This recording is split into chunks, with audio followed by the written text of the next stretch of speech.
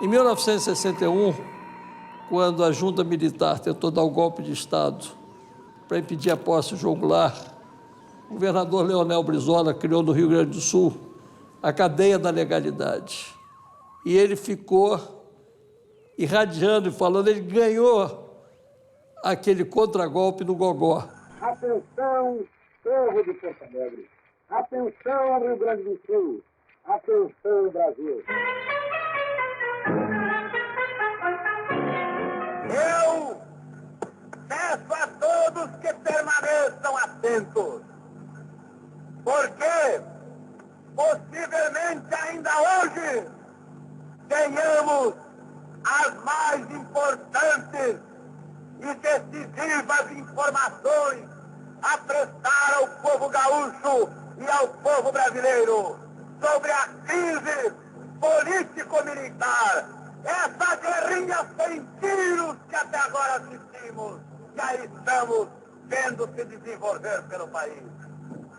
Ele falava pela rádio todos os dias, o tempo todo, e as pessoas iam aderindo no país e ele conseguiu ganhar e assegurar a posse do João Goulart.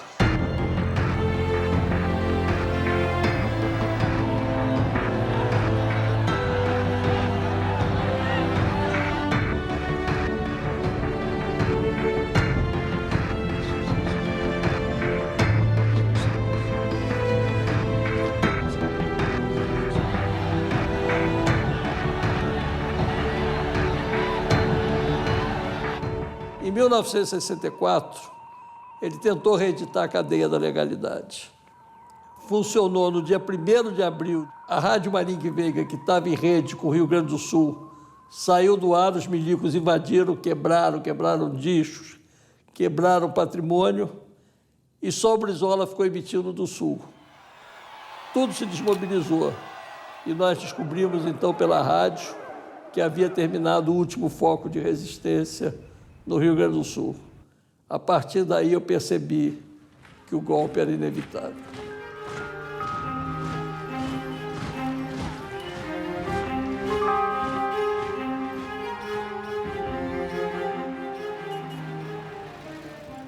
Nós ficávamos na minha família, meu pai com esse rádio, eu com 14 anos, acompanhando as notícias com a esperança de que ainda houvesse uma resistência no país. Mas tudo terminou naquela manhã de 2 de abril de 64.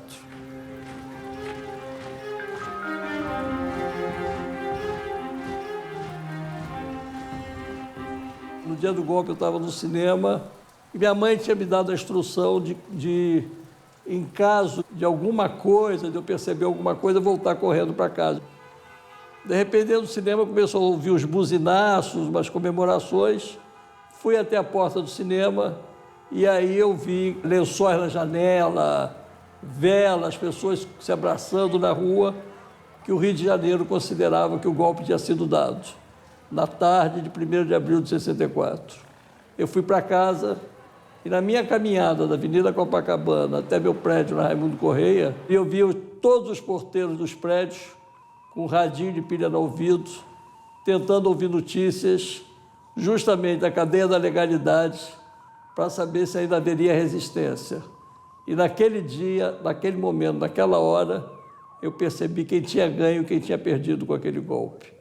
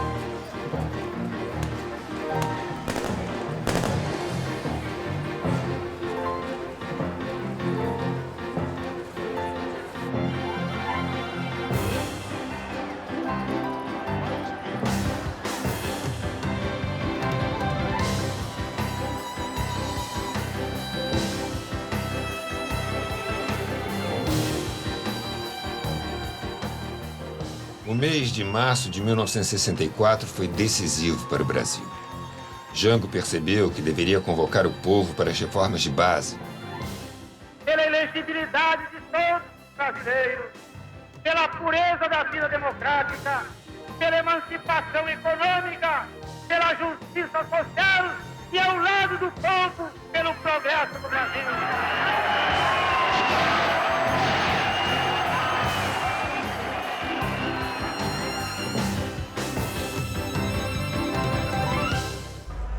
Os militares perceberam que ou davam o golpe naquele momento ou teriam que conviver com um país mais moderno e democrático.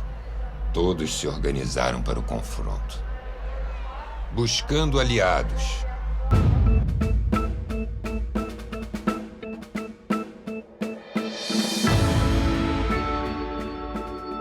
Um grupo leal ao presidente de oficiais e suboficiais vai tentar apoiar o presidente em sua luta para dar uma face mais humana e mais justa ao país. Nem sempre essa tentativa correspondeu dentro da alta oficialidade das Forças Armadas.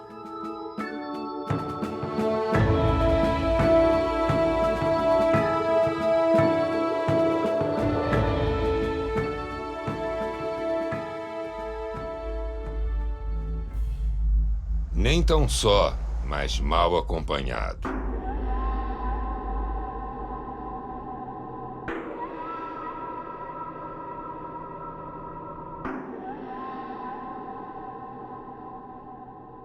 João Goulart precisa do apoio da alta oficialidade para seu projeto de reformas e tenta resolver esse apoio na mesa de almoço.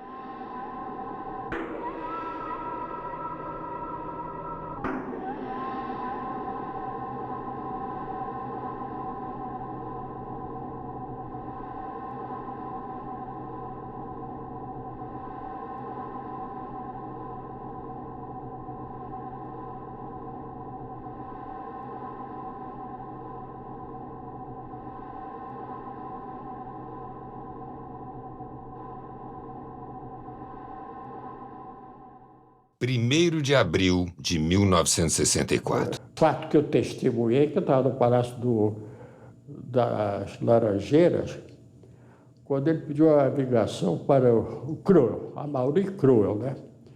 E eu não ouvi o que o Cruel respondia, mas eu vi que ele dizia: não vou fazer a declaração anticomunista, eu quero a lealdade total, né? Não tem sob condição. Foi, quer dizer, uma espécie de divisão, né? Porque se o Cruel tivesse apoiado mesmo o Jango, ele não teria caído, não. A segurança do Palácio do Laranjeira já não havia mais. Né? E eu vi realmente gente tinha o lenço branco no pescoço, gente do Lacerda, né? Gente da reação, andando quase que livremente pelos jardins do palácio. Aí nós pegamos o carro e rumo a Brasília, né? Paramos na saída do Palácio da Laranjeira, aí vem aqueles militares com espada na mão e os outros com metralhadora, mandando parar o carro. O primeiro era do Jango, o Cailhar e Riff. O meu era o segundo, o carro.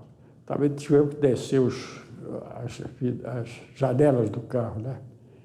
Era tudo apontado para nós. Eu digo, puxa vida, vai ser uma execução aqui em massa. Aí esse militar reconheceu o Jango e disse: deixa esses vagabundos fugirem. Nós não sabíamos de nada em Brasília. Para todos os efeitos, estava tudo sob controle. E eu tentava falar com a minha mãe por telefone, que era uma coisa assim, às vezes levava horas para conseguir falar, fazer a ligação.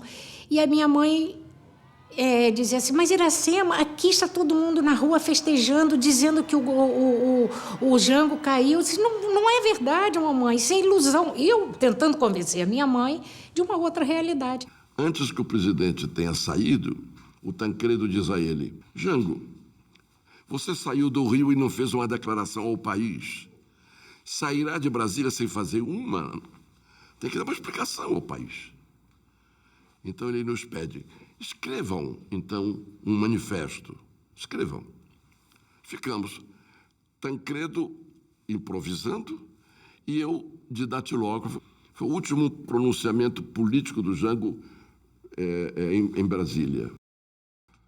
Numa noite em que forças reacionárias desencadeiam, mais uma vez, o golpe contra as instituições democráticas e contra a libertação econômica da pátria, reafirmo a minha inabalável decisão de defender esse mesmo povo contra as arremetidas da prepotência e da pressão do poder econômico. João Goulart. Deviam ser, talvez, 7 da noite, 6 da tarde, quando o presidente vai para o aeroporto para fazer a viagem a Porto Alegre.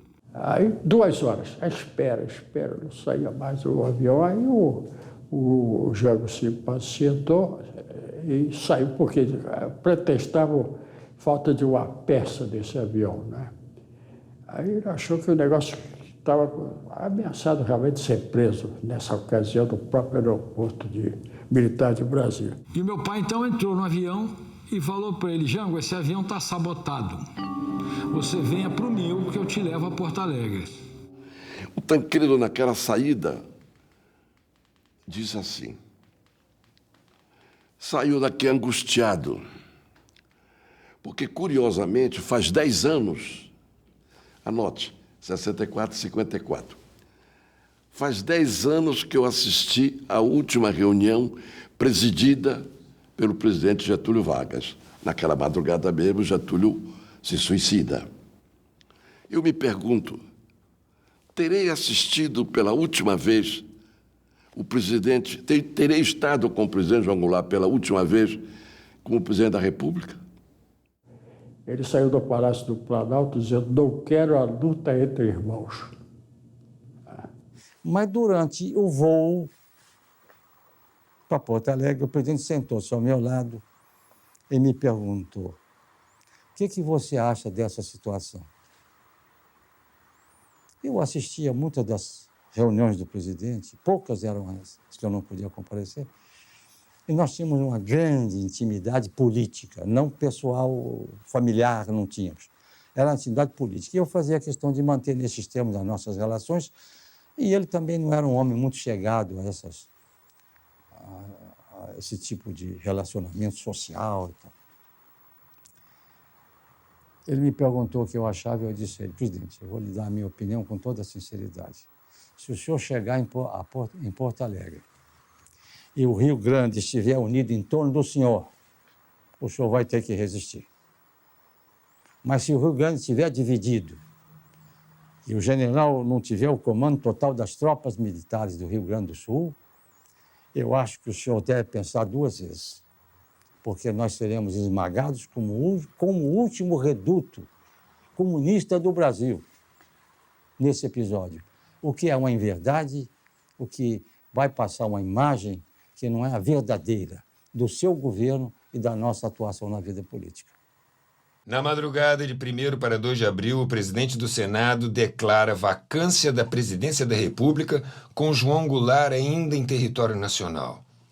Esse golpe já estava preparado desde o início de março. Se resistência houvesse, Auro de Moura Andrade transferiria o Congresso Nacional para São Paulo. Assim sendo, declaro vaga a presidência da República. O senador Auro Moura Andrade, porque esse é o grande responsável. Esse é o homem que traiu a nação, traiu o povo brasileiro, traiu as instituições deste país. Ele disse: não é verdade? O presidente da República abandonou o país, declaro vaga a presidência da República, convoco o presidente da Câmara dos Deputados, senhor Ranieri Mazzilli, nos termos da Constituição, a assumir a chefia do Poder Executivo. Está encerrada a sessão. E apagou os microfones. Jango ficou possesso, não ouvia daquela situação. Ficou furioso, mas aí parecia que era um fato consumado, né, esse golpe de Estado. Pouco tempo depois, os militares golpistas derrubam Auro de Moura Andrade da presidência do Senado com um peteleco. O senador golpista sai murmurando: "Japona não é toga." Era tarde. O golpe estava consumado. Quando o presidente João Goulart chegou a Porto Alegre, houve uma reunião na residência do comandante do Terceiro Exército, que era o general Natário Teres. E a minha proposta foi a seguinte: que o presidente se retirasse para o interior do Rio Grande do Sul e que, naquele momento, nomeasse o general Haddad ministro do Exército, e eu aceitaria a nomeação de ministro da Justiça, e que nós iríamos tratar da resistência. Neste momento, afirmei ao presidente que considerava a situação favorável a uma resistência e que pedira, entretanto, aos meus demais camaradas generais que, com integral franqueza, lhes expusessem as suas impressões pessoais. O general Floriano Machado foi o primeiro a tomar a palavra e disse ao presidente que julgava uma aventura qualquer resistência, pois que no Rio Grande do Sul não dispunhamos de meios suficientes e no resto do país a situação estava completamente controlada pelas forças revoltadas. Exortou Sua Excelência a não se lançar nessa luta, lembrando que o presidente era moço, tinha diante de si um grande futuro político.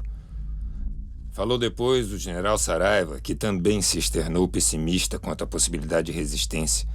O presidente ainda indagou ao general Saraiva sobre a tropa de São Borja, ao que este respondeu estar ainda fiel, mas não representava o suficiente para uma resistência eficiente. O general Otomar se pronunciou também pela impossibilidade de resistência, dada a carência de meios. Finalmente, coube-me a palavra. Afirmei ao presidente que discordava inteiramente dos meus camaradas. Julgava que dispunhamos de meios suficientes para iniciar uma resistência. As guarnições de Porto Alegre, São Leopoldo e Vacaria estavam fiéis e, possivelmente, no resto do estado, poderíamos contar com outras unidades. A Brigada Militar, mediante decreto, se colocaria sob nosso comando. Ademais, dispunhamos de 20.000 armas e cerca de 6 milhões de tiros, o que nos possibilitaria mobilizar muitas unidades. Continuei com a palavra para dizer: presidente, devo finalmente afirmar-lhe que minha mentalidade de soldado é de que, enquanto se dispõe de um punhado de homens, se resiste, até esperar que a vitória se conquiste por milagre. A decisão final dessa reunião coube ao presidente, que decidiu que não houvesse resistência porque considerava que seria um tributo de sangue demasiadamente grande que o povo brasileiro teria que pagar para restaurar os seus direitos. E o Jango chegou e diz assim: eu quero agradecer o companheirismo de vocês todos e o apoio que estão me dando, mas eu prefiro me retirar do país para evitar o derramamento de sangue. E eu nunca me esqueci que o Brizola diz: vai embora, traidor. Tu nunca mais vai voltar para esse país. Mas teve uma discussão entre ele e o Brizola? Muita, acalorada. O último palavra, o Jango me pegou pelo braço e disse: Wilson, vem cá, eu não sou revolucionário. Revolucionário é o Brizola. Realmente eu tenho a convicção profunda que esse é um dos grandes atributos do presidente, porque ele sempre foi conciliador. Nas greves que houve, tudo, ele procurava conciliar. Quando fui a Brasília, em 1984, para liberar o filme Jango, preso na censura ainda na ditadura militar, travei contato com o comandante do avião. O comandante Guerra me contou que foi ele, o piloto do avião, que transportou Jango de Porto Alegre para São Borja. Quando chegaram em São Borja, o comandante Guerra disse estar à disposição para ir aonde quisesse, pois assim fora instruído a agir pelo comando militar, fiel a Jango. Num gesto digno, ele agradeceu, mas determinou que o comandante retornasse imediatamente para Porto Alegre, pois aguardaria na sua fazenda em São Borja até que se desse posse a um novo presidente, e que ficasse configurado o golpe de Estado que o depôs. Só então sairia do Brasil por seus próprios meios. Sempre quis fazer um filme onde pudesse contar essa história. Silvio Tendler.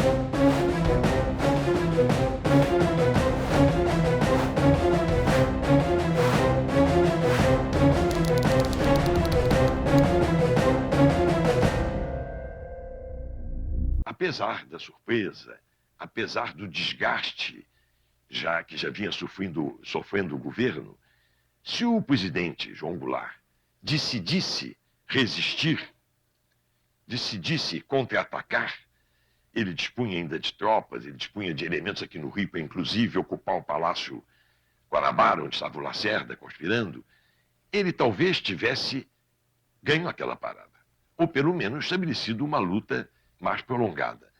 Mas ele resolveu não resistir. Foi uma decisão, a meu ver, até acertada, porque evitou derramamento de sangue. E hoje, depois dessas informações liberadas lá do americano, a gente está vendo o envolvimento que, inclusive, tinha o governo americano no golpe militar que estava se processando no Brasil.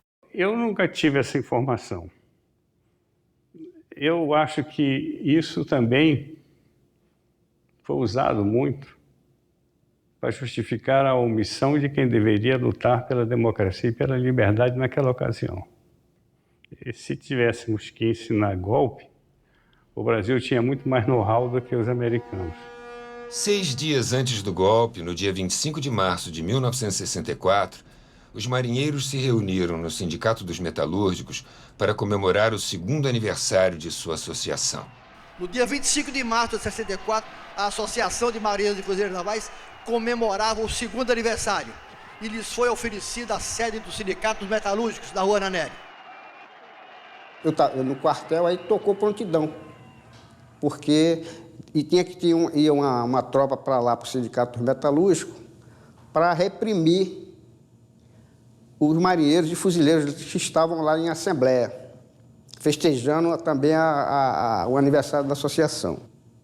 Ocorre que a maioria do pessoal, todo mundo era sócio. A turma que estava lá dentro do sindicato, tal, ficaram apelando, chamando de irmão, vocês são nossos irmãos e tal, vocês não podem fazer isso e tal. Aí quando um dos nossos colegas, o Raimundo Nonato Barbosa, foi o primeiro fuzileiro a depor a arma, ele depôs a arma e assim sucessivamente. E nós somos um daqueles fuzileiros navais que se negou a efetuar aquele massacre, que a ordem era essa. Pegamos as nossas metralhadoras, jogamos no chão, pulamos o muro e apoiamos o movimento em apoio ao comandante supremo das Forças Armadas, que é o presidente da República.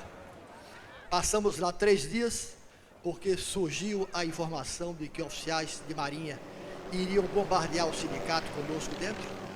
No dia 27, fomos evacuados por ordem do presidente para o 1º Batalhão de Guardas e lá no dia 28 fomos anistiados pelo presidente do país. Anotaram os nossos nomes e nos liberaram. Foi quando o pessoal, o marujada, o marinheiro, o fuzileiro, botaram o almirante Aragão no ombro e tal, saiu o desfile. Aquilo ali praticamente foi uma gota d'água, né, para o almirantado. Com o advento do golpe, nós fomos expulsos a toque de caixa no dia 10 de abril e entregues ao camburão da polícia dentro do quartel. E nos jogaram no porão do navio Ari Parreiras, que estava adernado, sem nenhum componente, beliche, nada, e ficamos ali 30 dias, dormindo do casco do navio e comendo uma vez por dia. Dali fomos tirados e fomos levados para a Ilha das Flores. Dali nós saímos, fomos para o porão do navio Custódio de Melo, 3ª coberta. Ficamos ali. E dali, depois de 7 meses de prisão, saímos e íamos receber a primeira visita, porque os nossos familiares não sabíamos que estávamos vivos. E eu quero dizer que eu tenho toda a honra de ser fuzileiro naval. Papai foi sendo muito visado. Ele, no governo João Goulart, cogitaram de nomeá-lo comandante do cruzador Barroso.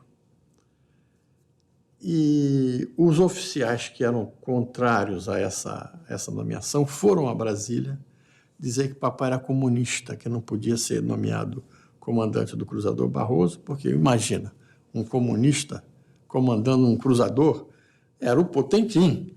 Era uma coisa inadmissível naquela época. Ele foi chefe de gabinete do último ministro da Marinha do presidente João Goulart, o almirante Paulo Mário, o único negro que foi ministro da Marinha do Brasil. E para que o Paulo Mário assumisse o ministério, foi montada uma verdadeira operação de guerra. Eles tiveram que chegar no ministério disfarçados de civis, porque havia uma tentativa de sequestro do Paulo Mário, de todos esses oficiais que estão aí. Naquela semana que antecedeu o golpe, havia uma agitação muito grande na cidade, principalmente no meio militar. E eu não desgrudava do rádio. E o repórter lá, o jornalista,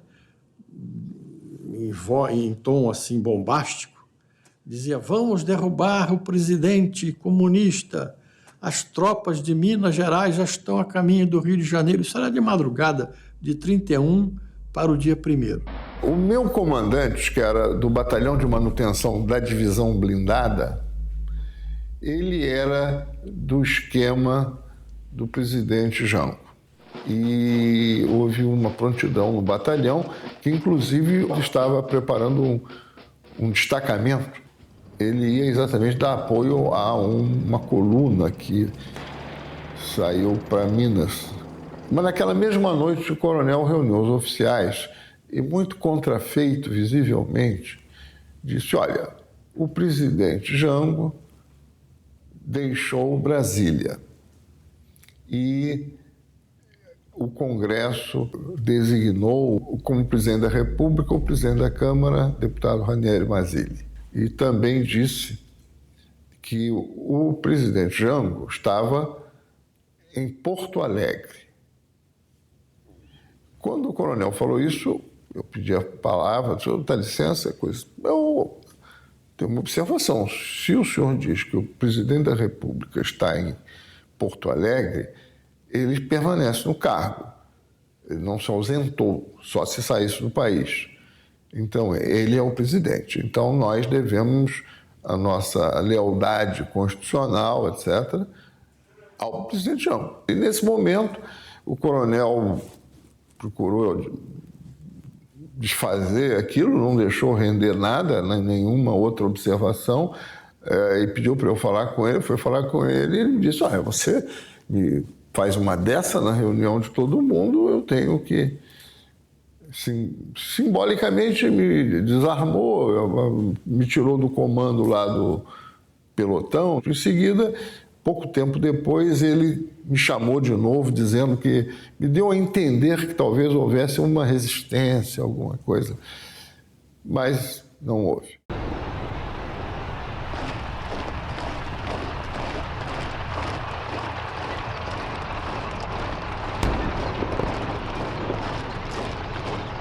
O presidente falou que queria que ele fosse para Minas. O papai falou: olha, com a tropa que eu estou recebendo, eu amanhã de manhã estou em Juiz de Fora e a situação está resolvida. Foi para o primeiro exército, e aí já o comandante do primeiro exército, que estaria ligado aos revoltosos, já tinha cortado metade do poderio de envio dele. E então ele foi informado que as tropas estavam vindo, que esperavam a rendição dele. Ele falou que não ia se render. Eles tinham tanta certeza do esfacelamento da defesa, quer dizer, não tinham tropas para a defesa, que eles vinham caminhando pela estrada tranquilamente, né? E já com um armamento, obviamente, muito mais pesado do que o que meu pai dispunha. E aí o general Zerbini falou, olha, a situação aqui está muito frágil, não temos condições. O meu pai entrou em contato com o general Assis Brasil, que era chefe da Casa Militar do Jango. A essa altura já estavam todos em Brasília. E aí foi informado que a situação estava praticamente perdida. E ele desceu em direção ao Rio. Aí no dia seguinte ele se apresentou no primeiro exército. Eu acho que nesse momento ainda era o general Âncora que comandava, onde ele foi preso. Meu pai ia para Caçapava pegar a tropa que ele não conhecia. Ele tomou posse naquela fatídica noite do dia 31 de março. Chegou em Caçapava, mais ou menos de madrugada.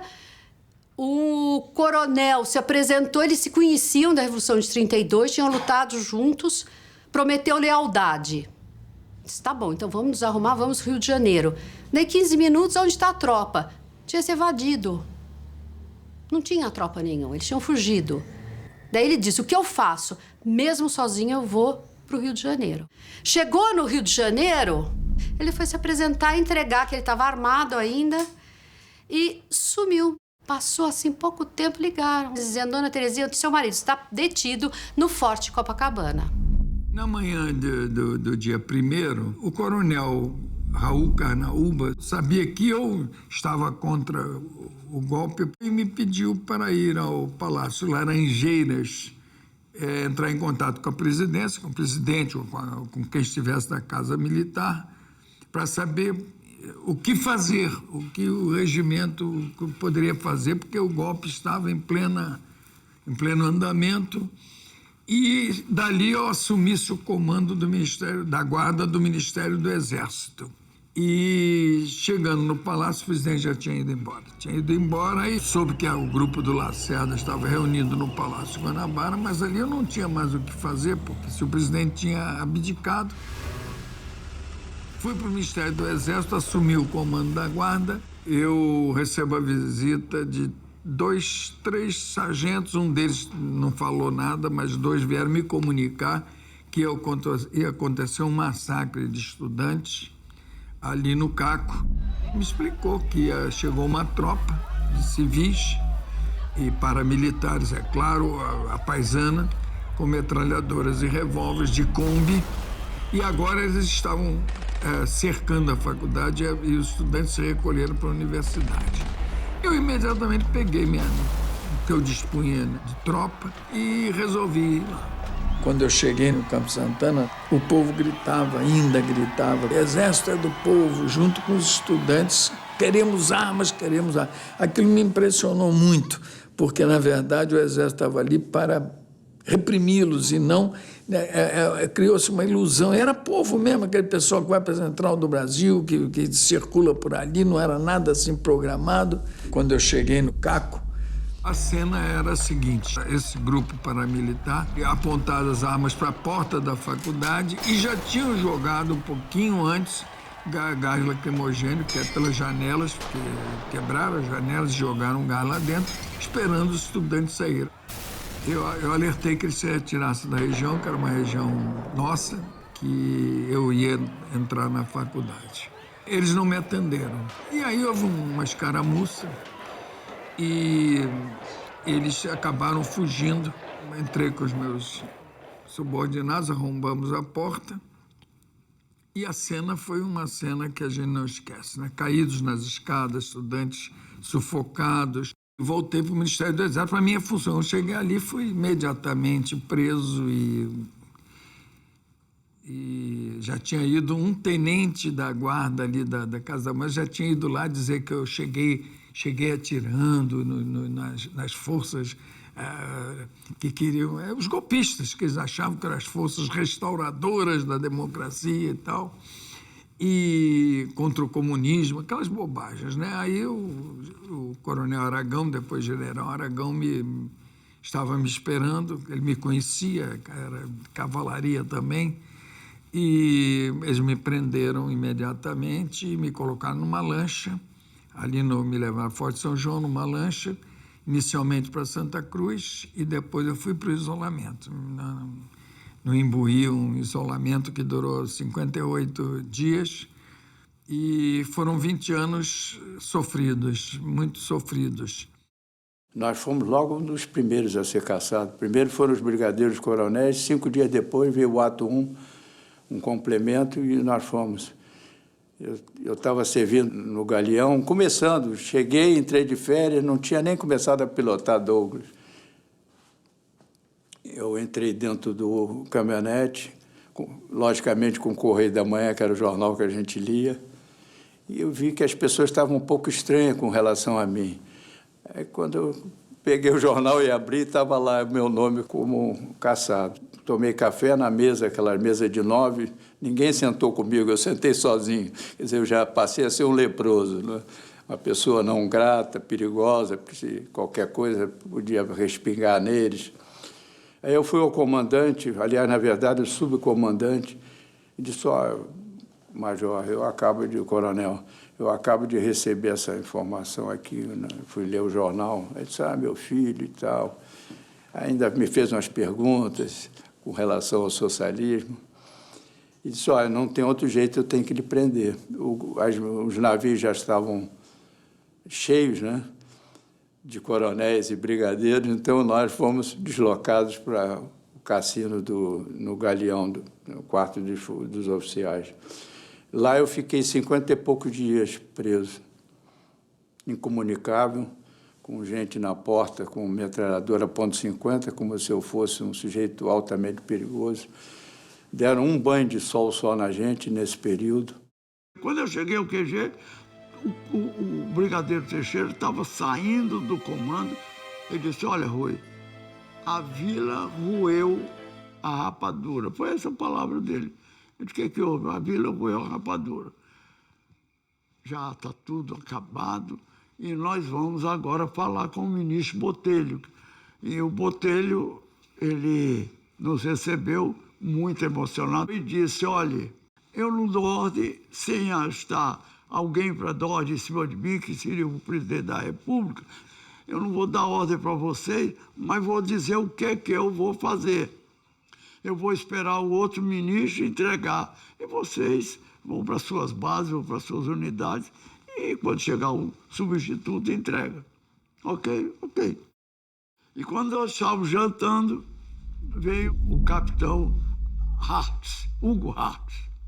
Virou-se para mim e disse, Coronel Rui, nós estamos com esse avião C-54, o quadrimotor. Estamos com 20 sargentos aí dentro. Tem algum armamento que nós tiramos aqui no paiol de armamentos aqui da base.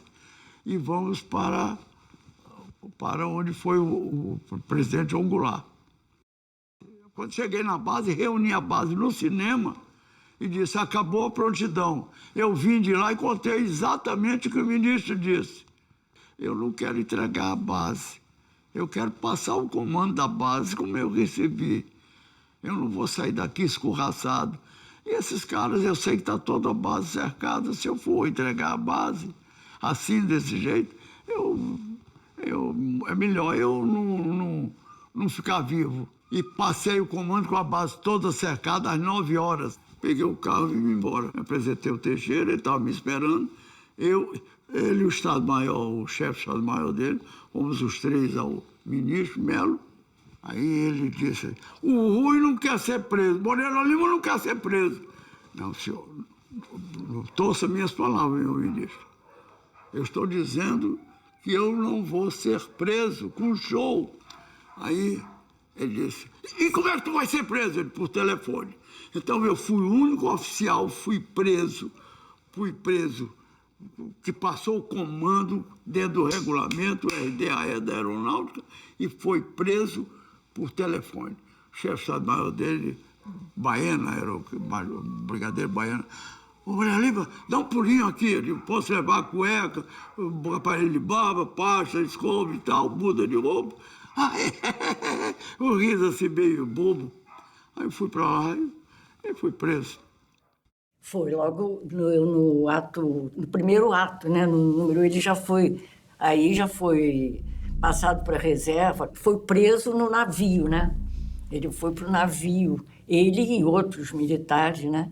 De vez em quando eles traziam para a terra os presos para receberem visita das famílias, né? De forma que de vez em quando eu tinha contato com ele, assim. E eu recebi um telefonema em casa onde eu morava, em Copacabana, um telefonema para me apresentar preso a tantas horas na embarcação que ia nos levar para Santa Cruz. E, calmo e serenamente, convencendo que eles iam encontrar lá, como encontrei muitos amigos, ia encontrar um documento, um elemento de força onde eu podia ser alguma coisa. Eu era um militar que estava integrado no Exército, na Força Armada. Quer dizer, eu era um elemento espúrio dentro do Java e não chegado ainda a ser um elemento ligado às forças que resistiram, que fizeram força. Então, fui tranquilamente para a embarcação, montei, já encontrei 5 elementos lá, um é Pinto Guedes, eu encontrei 5 elementos lá dentro, tá, chegamos lá.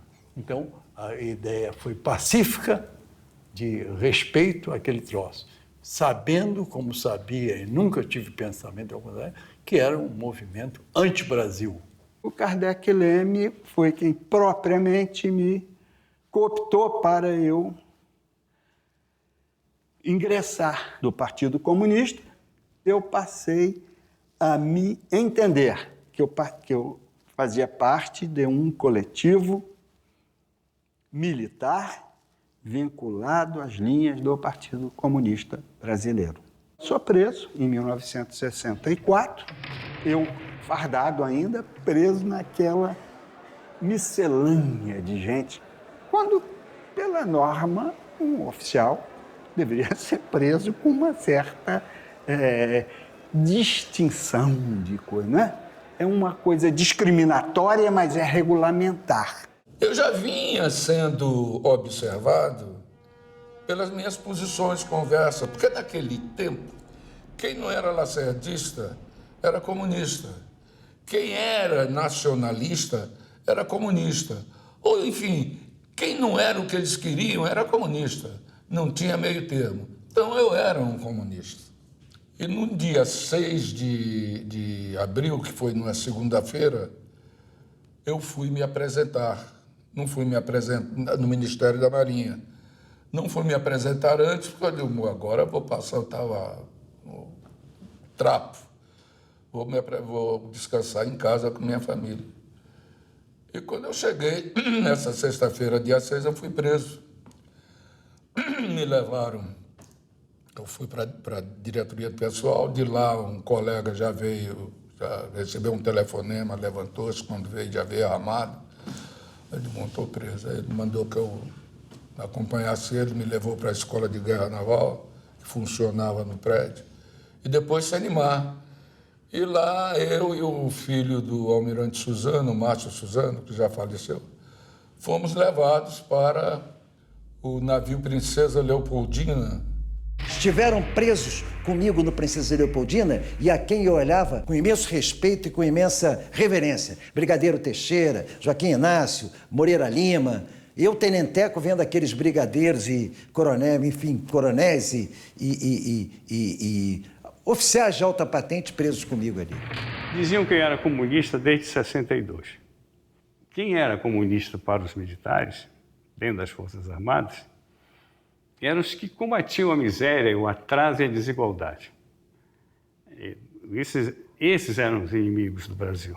E eu fiquei incomunicável durante algum tempo, em 64. Depois me reuni com esse grupo no navio Princesa Leopoldina, que era o navio presídio.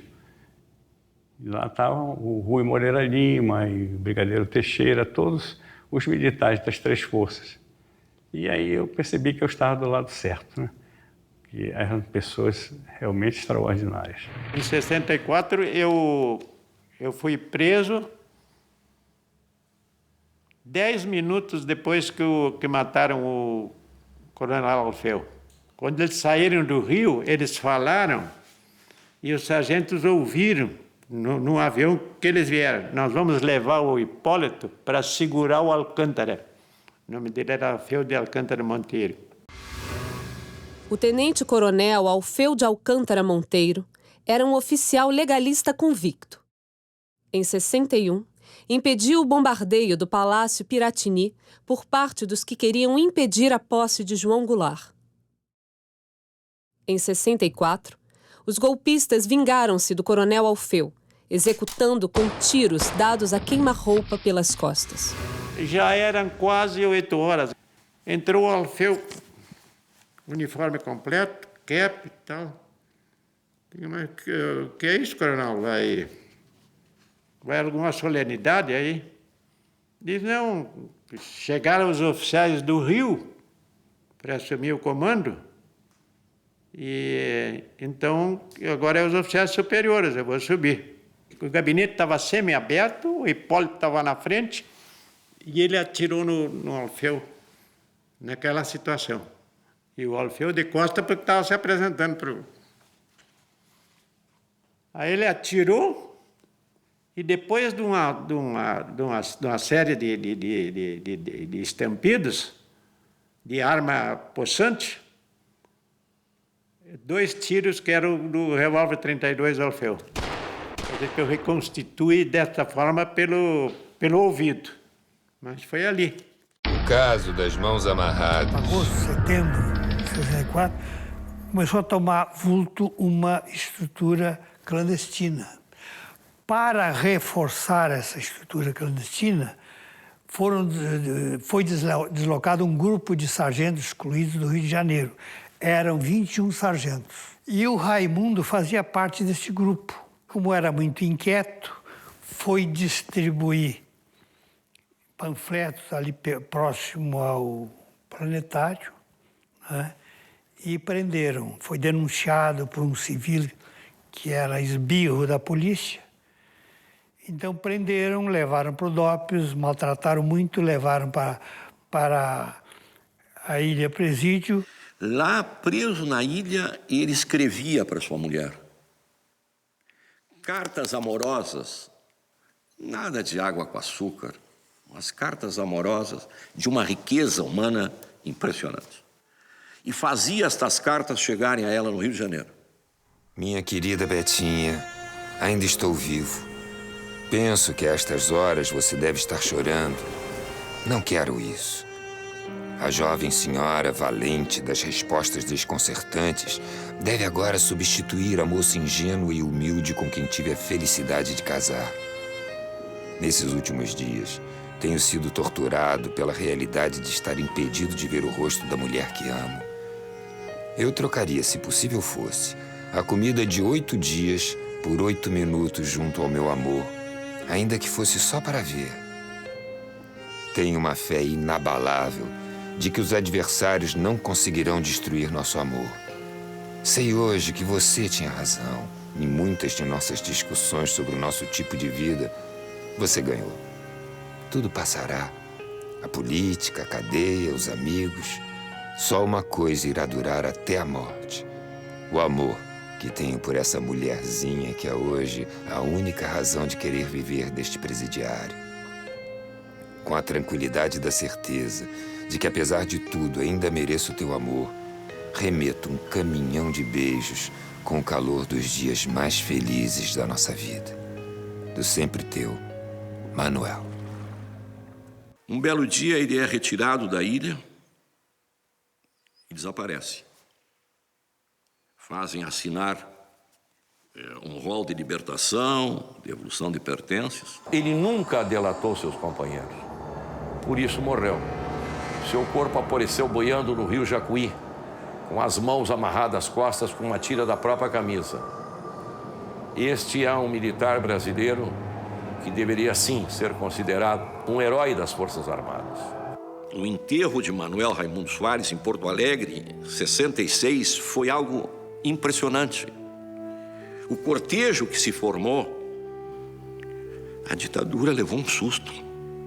Guerrilha de 3 passos. Nós nos reuníamos, conversávamos em Montevidéu.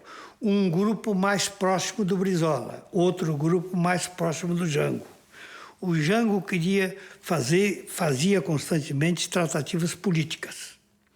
O Brizola queria uma ação. O Brizola tinha um espírito muito dos caudilhos do Rio Grande. Como eu disse, é um homem de ação. Então, quem queria uma resposta, vamos dizer, mais objetiva, mais prática, ficava mais ligado ao Brizola. Isso em março de 65 já. O Jefferson já estava organizando algo para dar uma resposta armada ao golpe. O plano original seria o seguinte: tomar o Rio Grande do Sul e aí o Jango voltaria, né? A ideia era devolver o poder presidencial ao presidente deposto. Chegaram no Paraná, tomaram lá a guarnição da polícia, uma guarnição do exército, foram numa rádio. Nisso, de 10, 15 homens que foram com ele conseguiu aumentar isso para mais uns 100, 80, 100 homens e foram embora. Foram cercados, então, na selva do Paraná, ali perto de Três Passos. Ficaram uma semana, 10 dias, trocando tiro, trocando bala e tal, e acabou que eles caíram, né? Eles foram presos mesmo, porque não tinha jeito. 50 mil homens, o exército mandou 10 mil homens. Só de paraquedista mandaram 1000 paraquedistas. Queriam dar 30 anos para ele, né, de pena. E aí, na época, a equipe do Dr. Sobral Pinto conseguiu reduzir para 10. Porque ficou provado que o pessoal do exército que morreu com as balas dele mesmo. Eles cercaram o grupo do meu pai e ficaram fazendo um fogo cruzado. Busca no exterior, ou Operação Pré-Condor. Jefferson Cardim de Alencar Osório se asila no México. Volta para Montevidéu. Continua circulando, indo a Argélia falar com a Reis, indo a Cuba, indo a Chile, circulando fortemente, resistindo com seu filho de nome Jefferson, seu sobrinho, tripulando um automóvel Aero Íris vermelho, placas de Porto Alegre, número tal, embarca no ferryboat em Colônia, rumo a Buenos Aires, mas vão para o Chile. O adino militar brasileiro em Montevidéu aciona o colega em Buenos Aires, que, por sua vez, aciona a Polícia Federal Argentina, que os já esperam no porto. São levados do aeroporto de Ezeiza para o Galeão, a bordo de um avião da FAB, estando presente o então embaixador brasileiro Azeredo da Silveira, depois ministro de Relações Exteriores. Coronel Dagoberto Rodrigues. Meu pai, ele politicamente estava comprometido com a Frente Parlamentar Nacionalista do governo João Goulart. A partir desse período, que foi um curto prazo, de 61 até 64, ele lutou muito e aglomerou, digamos assim, no DCT, que é um órgão de comunicação, uma resistência ao golpe militar. Então, meu pai, quando foi exilado, já ficou exilado na Embaixada do Uruguai. Nesse espaço de tempo, ele encontra uma visão completamente diferente, a visão de luta contra aqueles que realmente destituíram o governo constitucional. Então, a partir do momento que ele entra em contato, né, com a resistência de outros países latino-americanos, são várias pessoas, e ele passa a ter contato para gerar essa visão latino-americana. A tentativa de distribuir o foco guerrilheiro pelo centro da América Latina, junto com o Guevara. O meu pai foi cassado, perdeu todos os direitos políticos dele por 10 anos. Ele foi banido da Força Aérea, né, por ato institucional. Sofreu tortura e preso no quartel da Polícia do Exército, no centro de Porto Alegre. Lamarck era tenente lá da PE, que é uma figura notória da resistência contra a ditadura militar. No dia que ele estava de serviço como oficial de dia, eles, ao invés de comer em lata de goiabada, como que eles serviam comida para eles em lata de goiabada, como se fosse prato, ele mandava servir a refeição em prato e talher. Eles notavam que existia esse respeito desse oficial de dia por eles, até a fuga do meu pai, coincidentemente, no dia em que o Lamarca estava de oficial de dia, né? Meu pai passou para cima do forro dessa unidade, desse quartel da PE, caminhou em direção à praça, onde a altura do forro com a calçada era menor, atou ali o cobertor, que lhe servia de abrigo, pulou e dali ele desceu e foi embora para casa e acordou a minha mãe e a minha avó em plena madrugada. Minha avó, que é espírita, pensou até que estivesse enxergando alguma coisa, algum sinal. E, a partir daí, o meu pai, então, procurou, né, assim, através de um advogado que ele conhecia, um auxílio para sair do Brasil, e ele conseguiu isso, né, para tirarem ele ali de Porto Alegre. Ele passou a fronteira e pediu exílio no Uruguai. O ministro da Aeronáutica, na época, o brigadeiro Eduardo Gomes, fez uma portaria secreta, encaminhado ao Departamento de Aviação Civil, ao DAC, caçando a credencial técnica desses elementos. Então, eles foram uma segunda cassação, né? Eles não podiam ser mais militares, tudo bem, então, posso para fora das Forças Armadas. Mas agora eles não poderiam também exercer a credencial técnica deles. Proibido de voar, rapaz. Foi proibido de voar. Quando eu fui voar, a paraense me deu o lugar de comandante e me mandou para Belém. Aí, quando eu cheguei, eu requeria a minha carteira de voo.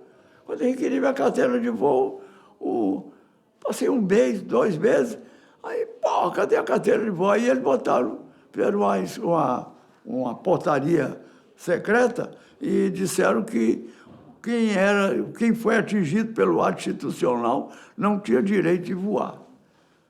Você já viu, quer dizer, matar de fome. Porque você tinha que fazer uma solicitação. Aí eles não entregavam. Você fazia de novo, eles não entregavam. Aí o papai foi para a Justiça, chegou ao Supremo, ganhou, fez nova solicitação para receber, como uma carteira de motorista, uma carteira de piloto. Sem isso você não trabalha, nem na Bélgica, nem aqui, em lugar nenhum, entendeu? Depois que o STF deu ganho de causa, eles então negaram a carteira e no papel vinha a justificativa de que eles não podiam entregar por conta de 2 portarias secretas da Aeronáutica, era a licença de piloto de linha aérea. E a Diretoria de Aeronáutica Civil, que expedia isso, tinha a ordem do ministro para não cumprir o acórdão do Supremo Tribunal Federal. Uma das coisas que mais me emocionavam era porque eu vi um dia, eu era garota, mas eu percebi, tinha uma janela baixa. Toda vez que passava um avião, ele ia para a janela, se tivesse próximo, se fosse possível. E uma vez eu estava na janela, a janela era baixinha, eu estava sentada lá fazendo qualquer coisa, e eu olhei para cima, para o rosto dele, e ele estava chorando. Silenciosamente, aquela coisa do olho começar a encher e começar a lacrimejar. Tenho tantas coisas agradáveis na vida, tanta prática das quais eu me orgulho. E quando volta a debater questões de um foragido de máfia, que isso, ditadura é uma máfia, não respeita nada. Amigos meus, quantos foram mortos? Ninguém sabe nada. Então, quando eu dou esse depoimento, minha cabeça passa por esses lugares e me comove.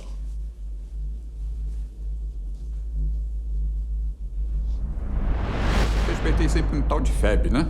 Ex-combatente, né? E minha família toda de militar, coisa e tal, ex-combatente, ex-combatentes, né? Os heróis brasileiros, né? Os caras que combateram o nazismo, né? Os grandes heróis da pátria, né? Aí, pô, e entre esses heróis brasileiros, né? Tinham dois assim que sempre me falaram alto, um por proximidade, vamos assim dizer, até familiar, porque eu e os filhos dele fomos muitos amigos, que é o Coronel Kardec Leme, né?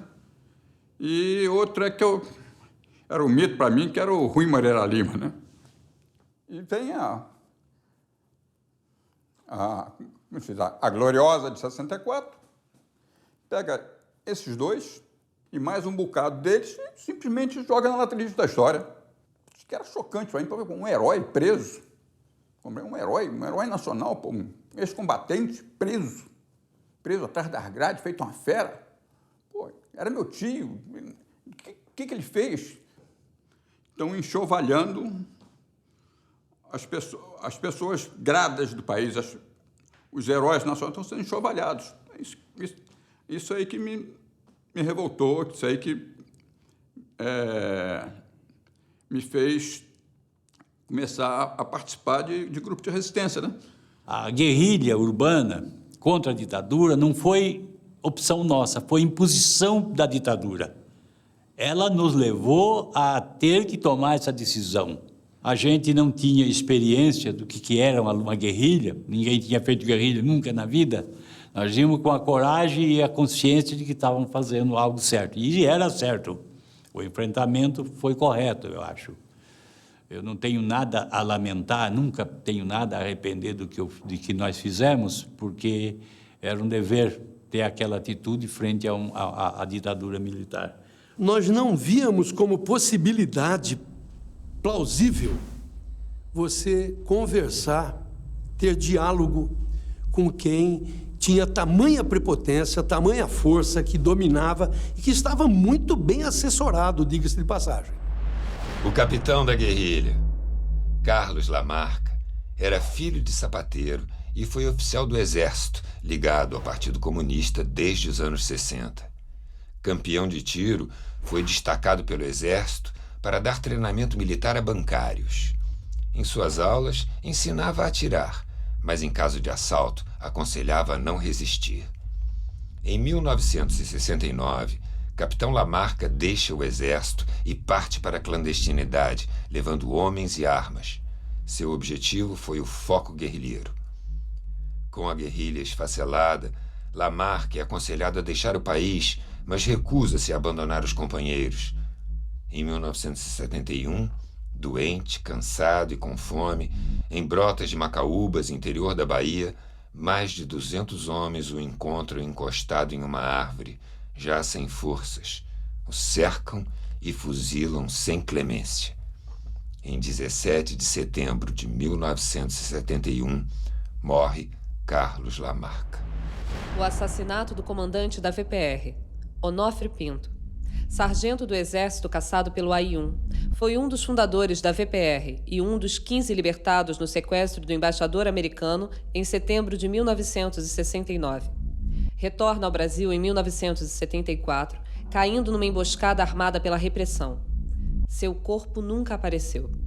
Recomendei muito para ele. Onofre, não volta que é furado. Esse esquema aqui é furado, é traição. Hoje, os órgãos de segurança conseguiram infiltrar muita gente no nosso meio e a volta é suicídio. Falei assim para ele. Entraram no Brasil pelas fronteiras secas de Santo Antônio do Sudoeste, foram levados até o local da cilada pelo Alberi Vieira dos Santos e tentam convencer o Onofre a mudar de lado. E dizer para o Onofre, olha, você fica com a gente, muda de lado, você vai ter o mesmo destino que seus companheiros que estão ali enterrados, alguma coisa assim. Aí veio a ordem de cima, isso que ele fala, né, de que era necessário executar o Onofre. Deram uma injeção de Showtox no Onofre, ele morreu ali, e que abriram o abdômen, enfiaram uma coisa de ferro e jogaram ele dentro de um rio, para cima de Foz, a uns 60 quilômetros, e hoje essa região está toda ela inundada pelo Lago de Itaipu. Eu tive aula de direito, todos têm aula de direito.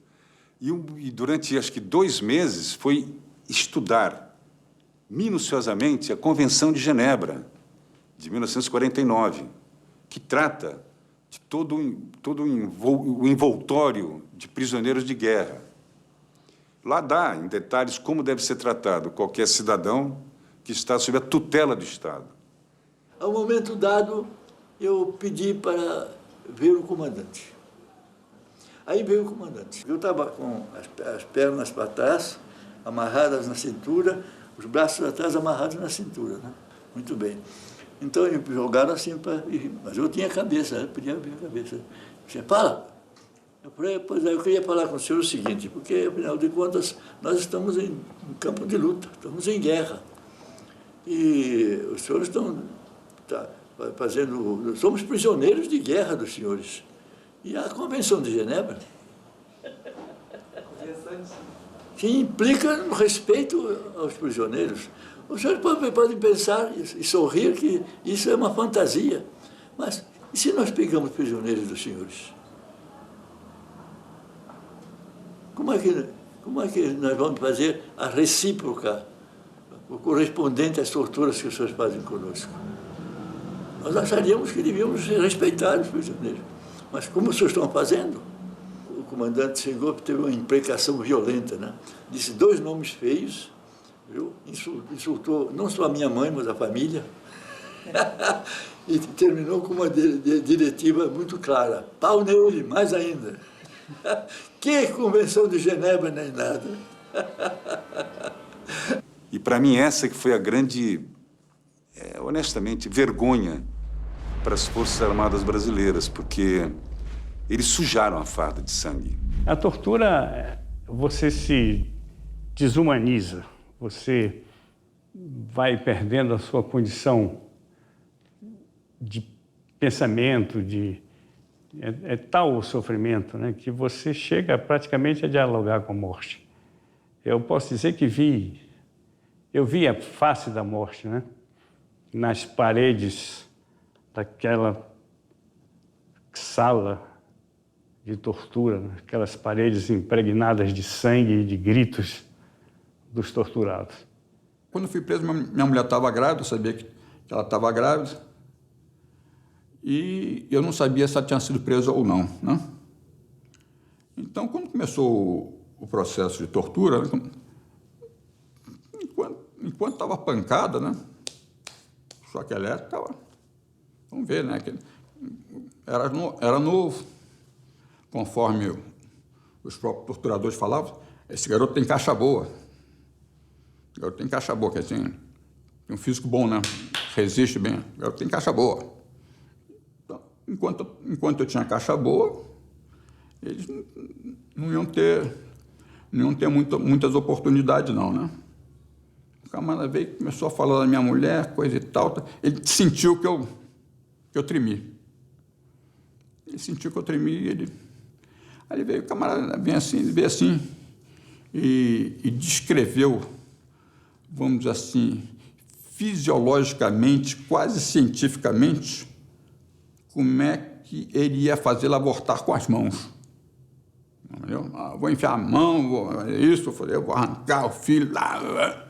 E como eu já vinha sentindo na carne, né, do que eles eram capazes, né, em momento nenhum passou pela minha cabeça que eles não seriam capazes ou que eles não iriam fazer isso, né? Então, essa é uma coisa que me enfraqueceu muito, né? Me enfraqueceu muito, assim, psicologicamente, né? São 3 gerações combatendo a ditadura. Meu avô, minha mãe e eu. Ainda bem que não sou eu com meus filhos, né? Meu avô derrubou eles em Jacareacanga, Aragarças, em 61, e ficou por baixo em 64. A minha mãe continuou, né, na oposição, deputado estadual de oposição, né, da época PTB, depois MDB. Era oposição, fazia a oposição dela ao nível, como se diz, político pequeno, mas algumas coisas que fiquei sabendo depois, que ela deu asilo a ex-marinheiro, ajudou financeiramente o pessoal da revolta dos sargentos, né? Toda vez que ela via algum de nós chorando, algum de nós em dificuldade, ela: "Não chore, meu filho, que a vida combate a ida, viver a lutar." É um poema, né, de um índio enfrentando os brancos, né? E a mãe nessas tábuas, querendo calado, seus filhos criados na lei do terror. Isso me emociona porque a minha mãe sempre falava isso para mim. Era um lugar comum das conversas dela. Toda vez que ela via algum de nós chorando, algum de nós em dificuldade, ela: "Não chore, meu filho, que a vida combate a ida, viver a lutar." Não chores, meu filho. Não chores, que a vida é luta renhida. Viver é lutar. A vida é combate que aos fracos abate, que os fortes, os bravos, só pode exaltar. E a mãe, nestas tabas, querendo calados os filhos criados na lei do terror, teu nome lhes diga que a gente inimiga talvez não escute sem pranto, sem dor. As armas ensaia, penetra na vida, pesada ou querida, viver é lutar. Se o duro combate, os fracos abate, aos fortes, aos bravos, só pode exaltar. Canção do Tamoio, Antônio Gonçalves Dias. A inventividade da maldade. Cada um relata, não é que não havia um padrão, não era uma coisa organizadinha, vamos fazer isso até eles falarem. O gosto pela maldade, a descoberta, a criatividade para inventar humilhações, ou sofrimentos, padecimentos corporais, né? Isso me deixa, primeiro que é muito difícil, a gente vai lendo, tem uma média, tem um limite do que eu consigo estudar por dia, porque é muito doloroso, é deprimente, de verdade. Segundo, porque a gente vê a casquinha muito frágil que protege uma certa legalidade democrática no Brasil. E como ela se rompe facilmente. Acredito que nenhum brasileiro saiba o que eles continuaram ensinando, porque existe a formação de oficial. É grau universitário. E se você passa uma história falsa, mascarada, você não protege o futuro. Nesse sentido, que eu acho que não superou ainda o golpe de 64. E a formação do militar, na minha opinião, continua a mesma. É uma ilusão pensar novos oficiais, jovem oficialidade. Isso não existe, na minha opinião, não existe. Mesmo que eles tenham assim uma visão mais atual dos problemas que envolvem o próprio Exército, quanto à questão do comunismo é a mesma coisa. É só pegar, eu não tenho a menor ilusão em relação a essa coisa de os militares serem outros e com outra cabeça. Isso não existe. É só pegar as revistas representativas das Forças Armadas, que são revistas do Clube Militar, do Exército, né? Da Aeronáutica e da Marinha. Eu recebo as revistas e os artigos são, assim, de um primarismo, de uma mediocridade que abrange, que toda, vamos dizer, ela abarca a questão anticomunista como uma obsessão. A obsessão é a mesma. Não há um único exemplar das revistas que não, ali, né, você não encontra. Isso não é coincidência, é claro que isso é encomendado, né? Você não encontra ali matérias de uma coisa assim primária, de um anticomunismo estúpido, obsessivo, e nos colocando a todos ainda da época do golpe como a serviço conscientemente do comunismo ou dos interesses de Cuba, ou como inocentes úteis, como eles gostavam de rotular alguns companheiros nossos. Então, eu não tenho ilusão, não. É só ir na Vila Militar, um dia que forem gravar, assim, en passant, por lá, na Vila Militar, de manhã, 7 horas da manhã, aqueles soldados cantando hinos, quer dizer, correndo, que nem eles imitam muito o modelo americano. É lógico, eles convivem com os modelos americanos, de filme americano, no sir, yes sir, sargento, aquela coisa. Eles vão correndo e cantando. As letras são terríveis contra o comunismo, os vermelhos que nós banimos. Essas coisas ainda estão aí em plena execução. A presidente Dilma Rousseff recebeu, depois de tantos anos, os restos de João Goulart com honras de chefe de Estado, coisa que os militares nunca lhe tributaram antes. Ele foi submetido à perícia, os restos foram coletados e ele voltou para São Borja para o seu segundo sepultamento, já que ele tinha sido sepultado em 76, logo após a sua morte. Eu era presidente do MDB do Rio Grande do Sul, começamos a entrar, a debater, a discutir. Eu sei que exigimos e conseguimos que o Jango entrasse pelo Rio Grande do Sul e viesse por Uruguaiana, que a Uruguaiana é a fronteira com a Argentina, em direção a São Borja, onde ele seria enterrado. O cara passou a 120, voando em direção a São Borja. E a determinação é que o enterro em São Borja tinha que ficar meia hora na igreja e enterrar e acabou.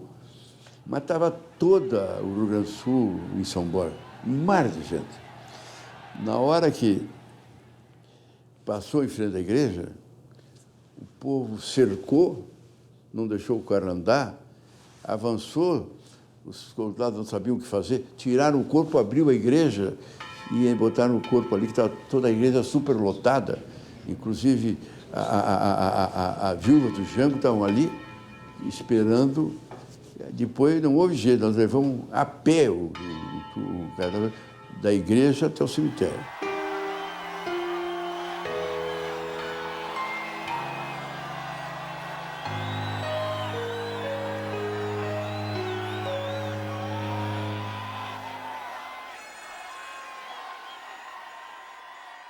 Chegou na hora do cemitério, a ordem era, vamos lá em terra.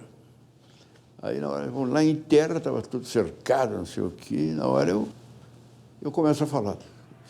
Eu faço um discurso modéstia à parte, não foi um discurso provocativo, foi um discurso do Jango, da história, lamentando que ali do lado, a 50 metros de distância, ali estava o corpo do Dr. Getúlio, que também veio morto, o presidente da República morreu e veio morto para ser sepultado, e agora o seu pupilo ali também a mesma coisa. Quando eu terminei de falar, estava aquele silêncio assim.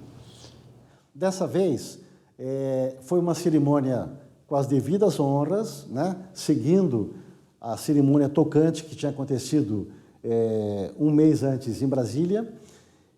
E, nesse momento, aparece uma figura inusitada chamado Carlos Bolívar Gellner, que vem a ser o general, 4 estrelas, comandante do Comando Militar do Sul, que era o antigo Terceiro Exército que mudou de nome.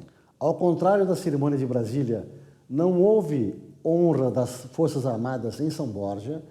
Isso foi transferido para a Brigada Militar, que é a chamada PM local, a PM gaúcha, que tem apenas 25 mil homens, e é a Força Estadual.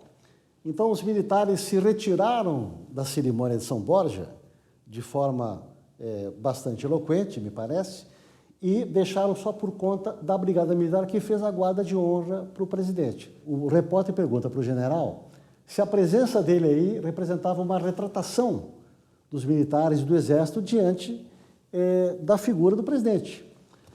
E, surpreendentemente, destoando do clima afetivo, do clima emotivo que cercava o segundo sepultamento do Jango, o general sai de coturno para cima do repórter, dizendo, não há retratação nenhuma, não há nenhum erro a reparar. A história não comete erros, a história é história. Se o general acredita piamente na bobagem que disse, ele, primeiro, não devia ter ido a São Borja, porque se ele não estava lá encarnando a retratação que as Forças Armadas, segundo ele, não assumiram diante do sepultamento do presidente João Goulart, ele devia ter ficado em Porto Alegre, no QG. Não devia estar lá porque ele estava fardado, ele não estava como cidadão comum, não era o cidadão Carlos Bolívar Gellner, era o general comandante do Comando Militar do Sul. Um militar fardado, ele sempre fala em nome da sua corporação. Segundo, ele podia ter sido mais elegante e ter dito isso, olha, eu estou falando em meu nome pessoal, não estou falando pela força. Quando ele fala aquilo, é encarado como sendo uma posição corporativa da força terrestre que ele comanda e representa. Na hora que houver uma determinação clara do comandante supremo das Forças Armadas, que é o presidente da República, dizendo: eu quero que as Forças Armadas façam um pronunciamento, se declarando consciente de que foi errado ter derrubado o governo João Goulart e pedindo desculpas por todas as violações de direitos humanos. A minha opinião é de que os comandantes acatam e fazem. Então, aí há um problema também nas forças civis, que precisam elas próprias de se libertar dos seus medos, dos seus fantasmas, para fazer essa determinação. Meu pai era civilista, não queria que eu fosse ser militar, eu teimei e fui ser militar. Então, quando eu entrei para a escola, ele me fez essa carta, que eu considero essa carta o meu vadimeco. Essa carta foi meu guia durante a minha estada na Força Aérea, nos quartéis que eu passei. Ela é curta, mas ela diz tanta coisa que a gente pensa nela quando ouve até. Ele disse: Rui, és cadete, amanhã, mais tarde, general. Agora deves estudar muito, redobrar os teus esforços, deves obediência aos teus superiores e lealdade aos teus companheiros. Ser um patriota verdadeiro e não te esqueças que a força somente deve ser empregada a serviço do direito. O povo desarmado merece o respeito das Forças Armadas. É este povo que deve inspirá-las nos momentos graves e decisivos. Nos momentos de loucura coletiva, deve ser prudente, não atentando contra a vida dos teus concidadãos. O soldado não conspira contra as instituições pelas quais jurou fidelidade. Se o fizer, trai os seus companheiros e pode desgraçar a nação. O soldado não pode ser covarde nem fanfarrão. A honra é para ele um imperativo. O soldado não pode ser um delator, a não ser que isso implique em salvação da pátria. Espionar os companheiros, visando interesses próprios, é infâmia. E o soldado deve ser digno. Aí estão os meus pontos de vista. Deus te abençoe. Bento Moreira Lima. O capitão Sérgio é uma figura rara em qualquer história. Em 1968, ele impediu que houvesse um massacre no Rio de Janeiro. Ao se recusar a cumprir uma ordem de um seu superior, ele evitou que cerca de 100 mil pessoas morressem nessa cidade. Ele se recusou a comandar a explosão do gasômetro da Avenida Brasil, a explosão da represa da Light e o lançamento de alguns líderes políticos de avião sobre o mar, entre os quais Carlos Lacerda, Juscelino Kubitschek, Dom Helder Câmara. Tudo isso, evidentemente, seria atribuído aos comunistas. Ele disse não. E, por esse não, ele sofre até hoje. Ele foi processado, ele foi afastado das Forças Armadas e ele rejeita a anistia que se quis dar a ele, porque ele disse que não quer ser esquecido. Isso não é um caso para ser esquecido. Se houve um herói em 1968, esse herói é o capitão Sérgio. A profissão, o ofício de soldado, exige grande responsabilidade de quem tem a guarda e manuseio das armas.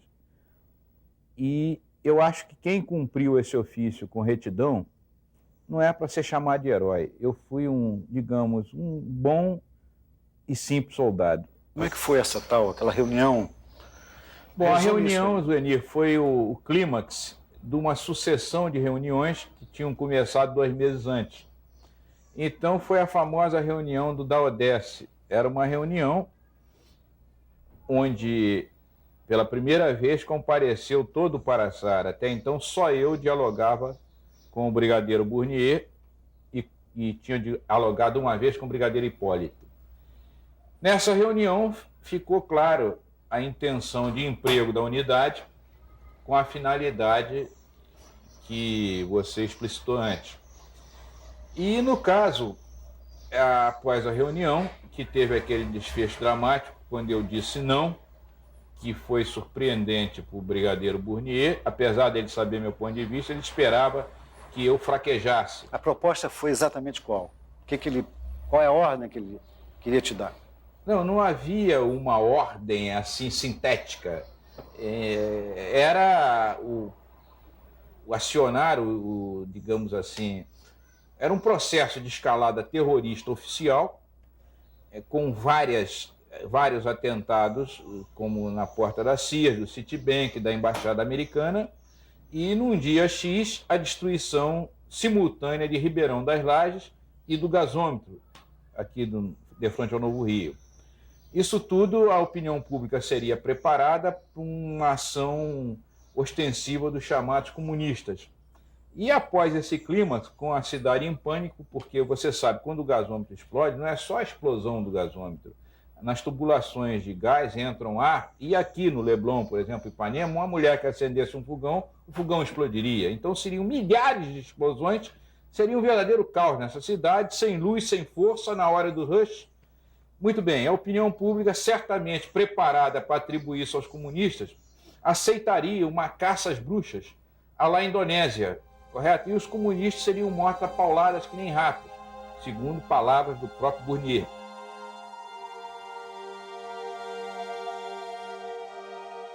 No início de 1969, ensaiava meus primeiros filmes. Filmei o Almirante Negro, como era conhecido João Cândido Felisberto, que em 1910 havia liderado a revolta da Chibata e teve a coragem de dizer não ao uso de castigos corporais contra marujos. Serviu de exemplo a gerações de marinheiros. Em outubro de 69, um companheiro de meu grupo de cinema sequestrou um avião e o levou para Cuba. Eu não tinha conhecimento nem dos planos, nem da ação do sequestro. A aeronáutica veio ao meu encalço. Teria sido morto como herói, não pela coragem, mas porque, sob tortura, não teria o que dizer. Fui salvo pela firmeza do brigadeiro Afrânio Aguiar. Sou muito grato a esse militar. Meu filme sobre o João Cândido foi queimado por quem o guardava, pois havia medo de que os militares da ditadura descobrissem sua existência. Soube da morte do Almirante Negro em dezembro de 69, no dia em que saí da aeronáutica, onde tinha ido prestar meu último depoimento do inquérito policial militar que respondia. Do filme, sobrou esta foto e a vontade de contar histórias como as que faço agora. Neste filme, militares que disseram não, homenageio os que honraram a farda e o juramento que fizeram, o de servir a nação. A todos os militares que disseram não, esta é a minha homenagem. Silvio Tendler, janeiro de 2014.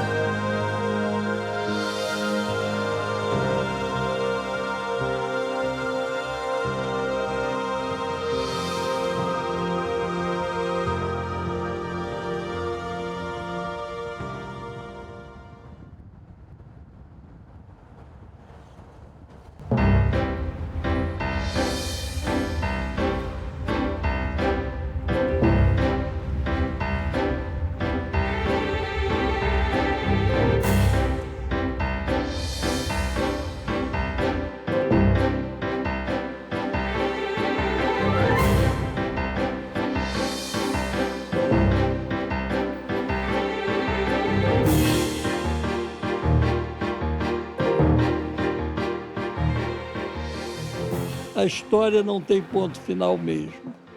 O filme estava pronto quando soube que o primeiro fuzileiro naval a depor a arma e o capacete e aderir à reunião dos marinheiros do Sindicato Metalúrgico 64 estava vivendo em sua cidade de origem, São Rafael, no Rio Grande do Norte, a 200 quilômetros de Natal.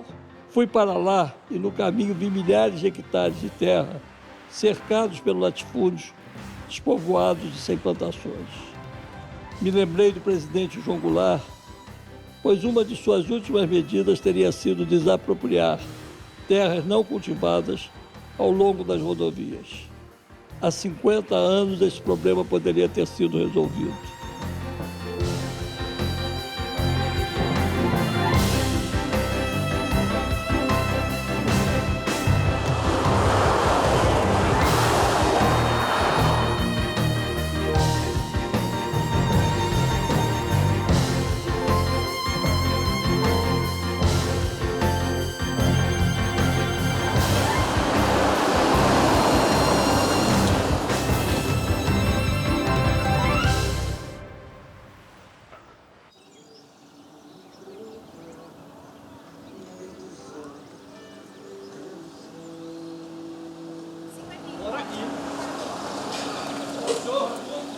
Eita, Raimundo!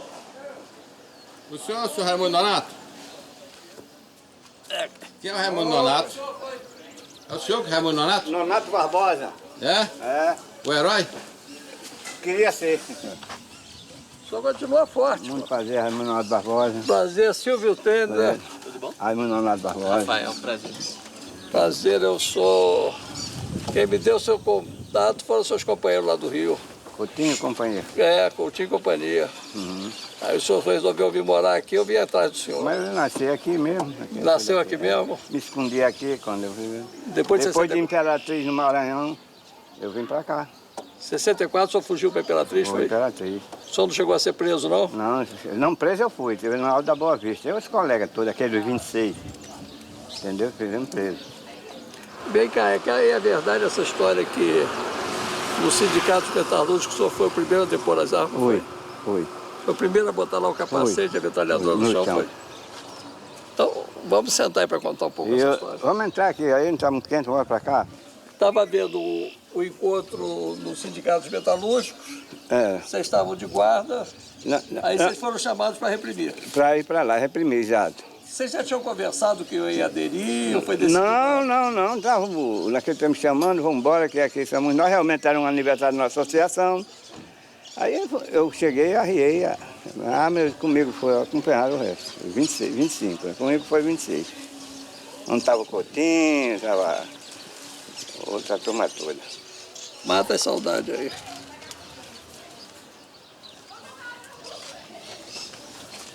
Aqui, assim mesmo.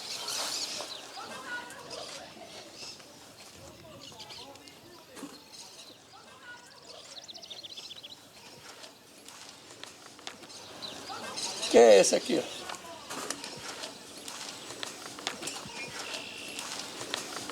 Esse eu não conheço, não. De Maria, esse pessoal não conhece, não. Já ouviu falar em João Cândido? Já. É ele. Aquele da Revolução de não sei quando, né? De 1910. Eu tenho um livro dele aí. Você tem o livro dele? O outro de baixo é ele também. Não. Eu já estou nu de camisa. Mandaram botar a camisa aí, ó. Não tem nada de ficar sem camisa, não. Esse é negócio de comunista mesmo, viu? Tem que estar no meio. Tem um medo danado. Ela tem medo de comunista? Essa turma aqui, a minha família, de falar nisso, vai ter um medo danado. Eu digo, não é bicho, não. E o senhor é comunista até hoje? Eu sou. Até hoje? Eu sou. De partido, não, né? Não tenho partido, não. Tem partido? As ideias, mas não é partido, não. O senhor passou a ser comunista quando? Em 1964. Cheguei a São Rafael e encontrei o fuzileiro Raimundo Nonato Barbosa vivendo com sua sobrinha e família. Foi um encontro de muita alegria e um reencontro com a história. Considero Raimundo Nonato um personagem tão importante quanto foi João Cândido Felisberto em 1910. Este filme termina como homenagem a ele. Outro foi aqui. Então. Olha o coração dele aí, pô. Eita, nós somos tão fãs.